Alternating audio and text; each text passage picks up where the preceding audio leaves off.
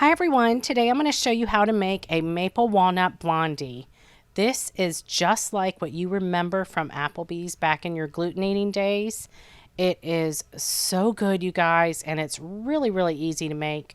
So let's get started. We start with egg whites that are of course at room temperature, and we're going to beat these until stiff peaks.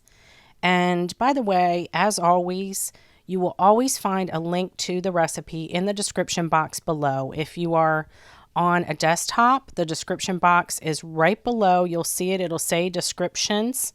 And if you're on mobile, it's just an arrow pointing down. So once this is beaten until stiff peaks, we add softened butter along with both brown sugar and granulated sugar.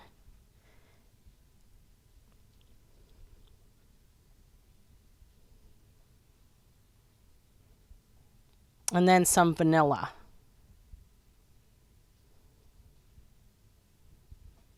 And we're going to whisk this to combine until it's nice and smooth. Then I've already sifted my dry ingredients together on a sheet of wax paper. You don't have to do this. I just like doing it. It's much easier. And the dry ingredients are my flour blend, my all-purpose flour blend, along with baking soda, baking powder, and salt. Again, you'll find the ingredients, all the amounts in the recipe in the link in the description box. So mix that until combined, and it should be nice and smooth. And then add the little bit of milk on low, and then you can bump it up a little bit to fully combine it. And then we take it off the mixer, and we're going to fold in the white chocolate chunks and walnuts. Now, I chopped up these chunks myself off a big block that I have of Calibo chocolate. You can also use white chocolate chips or get like a bar of chocolate and cut it up that way. And I'm just using my favorite tool, the bowl scraper. These are like, I don't know, you get like 6 for $5 or something like that. They're so cheap on Amazon. I'll leave a link for those below. And then this is a greased 9 by 13 inch baking pan, and we just pour the batter in and then smooth it out. And we'll bake this at 325 for about 35 to 40 minutes. Not too long, just until a toothpick inserted in the center comes out clean. Now, a lot of times, these were always called blondies, but they're really not like a normal blondie. They're more like a snack cake, kind of. They're cakey more than like a blondie. They're so good, though.